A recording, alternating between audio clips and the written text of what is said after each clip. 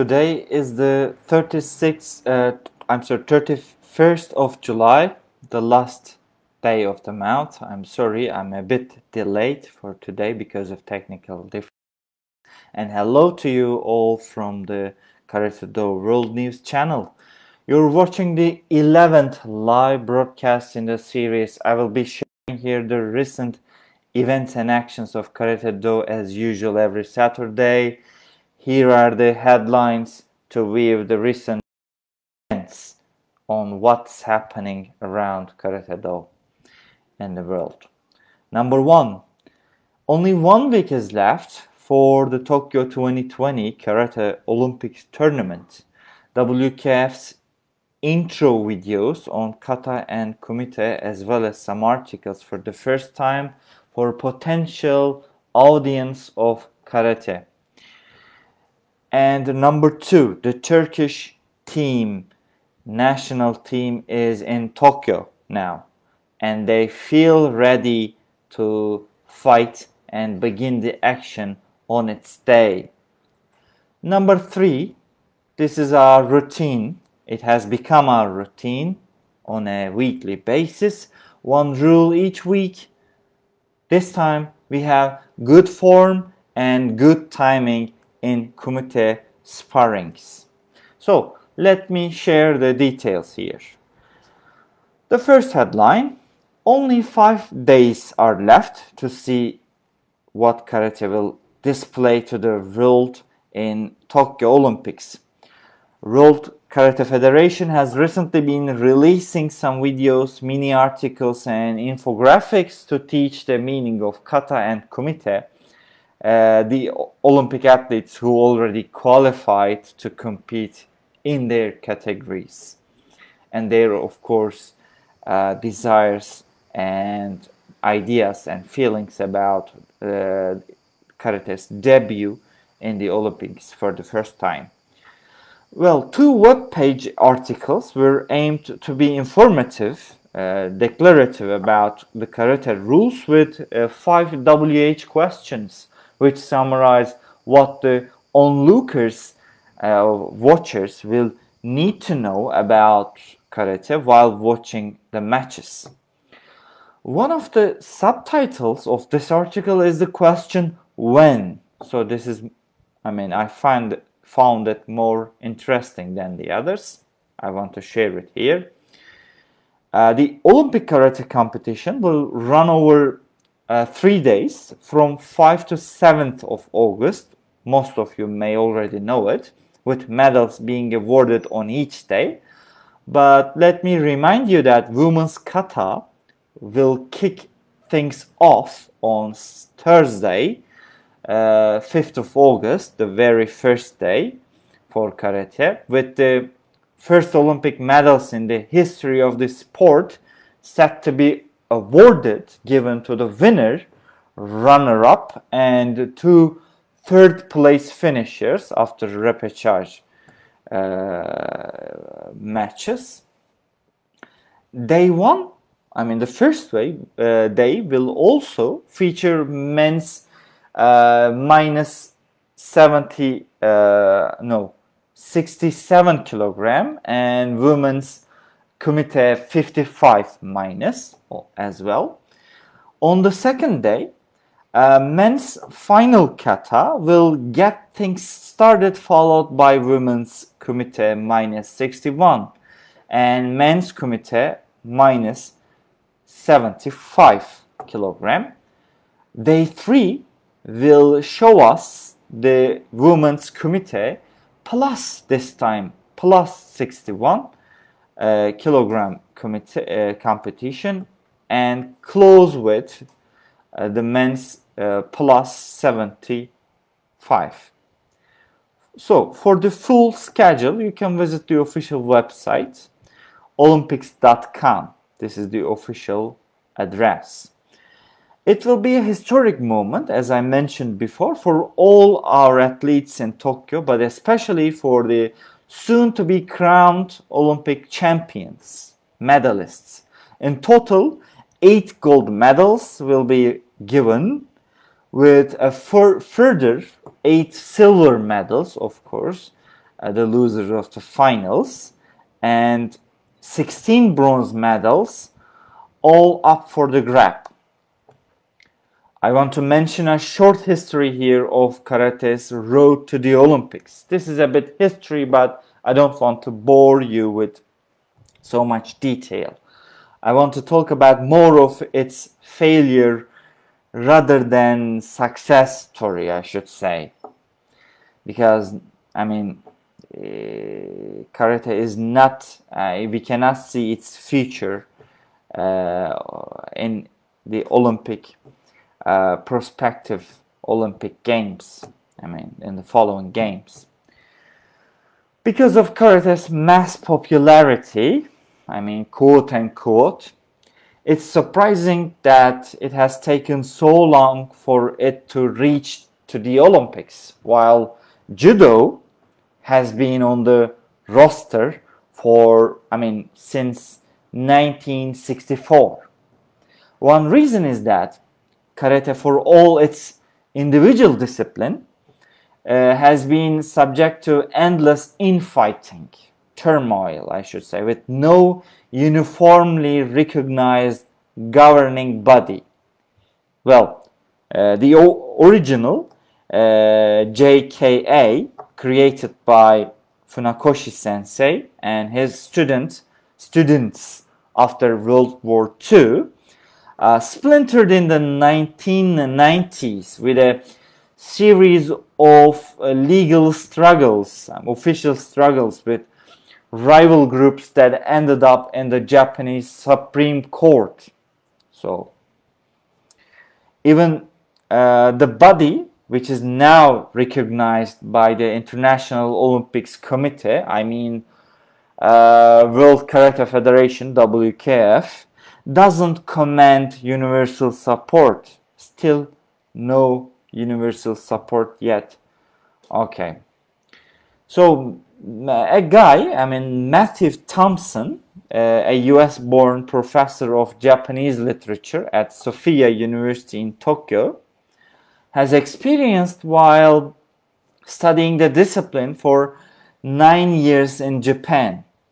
So the Olympics are giving a boost to karate's popularity in the mainland, where enrollment in the arts had been waning, with Japanese school children more attracted to judo and kendo, so other branches, or more attracted to Western sports like soccer and even baseball. So it's not popular in Japan. Well, karate suffered from a bad reputation, he says, with the chance of injury seen as very high. Thompson says, the professor.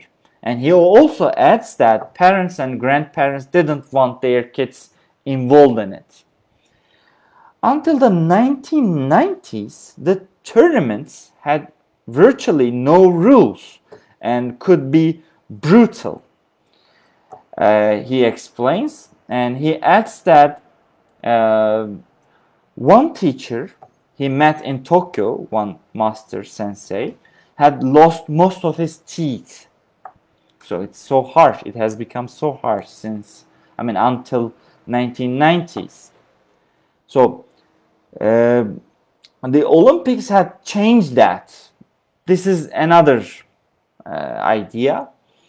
Karate has become much more mainstream and international.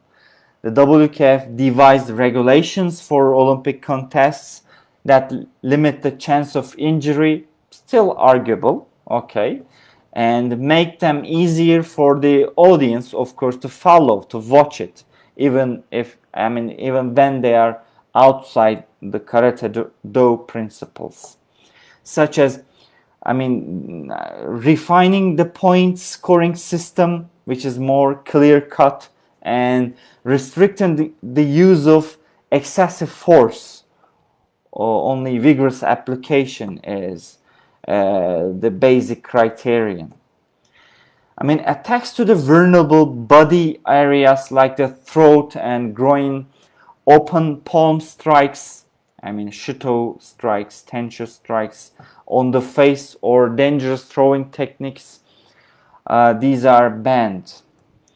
In the pre-pandemic lead up to the Olympics, of course since 2016, after it has been officially recognized for the Olympics, karate exhibitions were held in the Tokyo Stock Exchange and shopping malls to make it more attractive and popular in its birthplace, I should say. Not everyone is happy, of course. Still, online chat rooms are filled with practitioners who want more body contact, while others demanding more flexibility in competition. So everybody, asking for something different from each other. Some people find the kata too showy, ostensible, excessively showy, or subject that they criticize that the point scoring process was simplified only to make it more audience friendly and comprehensible for Western TV viewers. So there's a concern that once rules have been codified for the Olympics, we won't be able to change them again. Professor Thompson says karate will be more like judo. It will lose something. That something is very important. If you're watching taekwondo competitions, please don't blame me if you are a fervent supporter of taekwondo. Only touching the sole of your foot it shouldn't be a scoring criteria. So finally, I should say, hardline traditionalists have a more philosophical objection to karate in the Olympics. That's okay, that might be also arguable. On the other hand, the unabashed quest for the personal glory that marks the modern games can be a betrayal of karate's true spirit. They confirmed, or they put forward. But many Japanese teachers bristle at the idea of calling karate a sport at all. A sort of athleticism. In a Western style sport, the aim is gaining victory at all costs. Gain or lose it. Zero-sum game style. In Japan, what Professor Thompson says, even when you are sparring, karate is not just about gaining a point. It's about how you do it, he says. He stresses it in his book, The History of the historical sociology of martial arts. I remember, if I'm not mistaken, with the title of the book. It's about how you do it. So it's a cultural difference. In Western sports, it's okay to cheer up when you win to appeal to the audience. Punch your arm. In karate, that's strictly forbidden. You would be immediately disqualified. So you have to show respect for your opponent at all times. This is what makes karate and all Budo disciplines different than Western sports. We now know that we won't be seeing karate in Paris, to cut things short. 2024 games, or Los Angeles games, even 2028. So there could be a chance of benefit to the traditional soul and formation of karate-do. This is the full glass, maybe, positively thinking. On the other hand, being in the Olympics is an amazing stage for karate. Not only, will it bring access to its tens of millions of supporters, it also reaches a wide audience of those unfamiliar with it, which will build up its fans base. I mean, as opposed to the popularity of skateboarding or something, baseball, let's say, and it will bring in new people, new audience, maybe practitioners. And we are hugely excited about karate being in Tokyo, though. Well, enough for the first head title and my comments. So the second headline for today is Turkish Karate National Team with 7 contestants and 6 coaches, as well as 1 referee, which is Uğur Kobaş, is on the way to, they are on the way to leave the action in its place, Tokyo Olympics next week. So up to now, the athletes got prepared in Erzurum and Istanbul in Turkey, of course, before leaving for Tokyo. So we were able to watch their last training before the departure and the news about their settlements into the Olympics village. So the kickoff for their competition and digging for the gold in each category except male committee 75 kilogram will be from the day to the day 5th to the 7th of August. We are going to watch the 67 male committee, the 65 minus female, as well as female kata performances on the first day. The second day will reveal the medal winners of men's kata, women's minus 61 committee, in addition to the men's committee minus 75. On the last day, the excitement of the best athletes, the performances of female plus 61 and male plus 75 will be the final threat of the Olympics karate. We wish great success to all competitors on behalf of Karate Do World News. The third on the line, this week our routine, let's take a look at 2 of the scoring criteria in committee bouts, and let's wrap today's session. So one is good form, the other is good timing. Well, as a referee, I should say that at first in my refereeing career, I had the difficulty of finding good timing rather than good form. But good form is generally related to the, it defines as a technique with good form, having some characteristics conferring probable effectiveness within the framework of traditional karate concepts. So if you are aware of the, as a practitioner, aware of the techniques, the karate's technique, what it means to,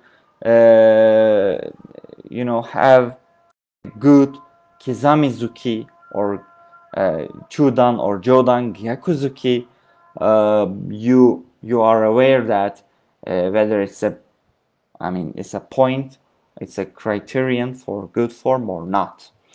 So it should comply with the traditional karate concepts.